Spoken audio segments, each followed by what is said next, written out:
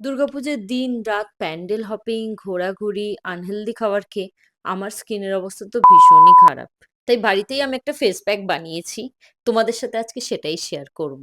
হলুদকে শুকনো তাওয়ায় একটু নেড়ে চেড়ে যখন সেটা কালচে হয়ে আসবে, তার সাথে পরিমাণ মতন বেসন, কফি, হানি, কাঁচা দুধ আর অল্প একটু লেবুর রস দিয়ে ভালো করে একটা প্যাক বানিয়ে নিতে হবে। সবাই জানো ব্ল্যাক প্যাচেস দূর করার জন্য কফি আর বেসন আমাদের স্কিনের পক্ষে কতটা ভালো। পার্সোনালি আমার স্কিনে বেসন ভীষণ ভালো যায়। আমি এই প্যাকটা বহু বছর ধরে প্রায় ইউজ করছি।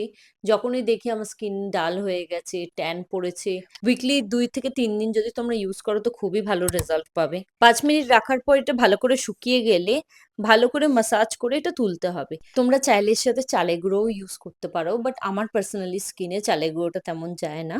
দেখো এখন স্কিনটা আমার কত গ্লো করছে। তোমরাও চাইলে বাড়িতে বানিয়ে এই প্যাকটা ইউজ করতে পারো। আমার ভিডিও ভালো লেগে থাকলে প্লিজ আমার চ্যানেলটাকে সাবস্ক্রাইব করে দিও।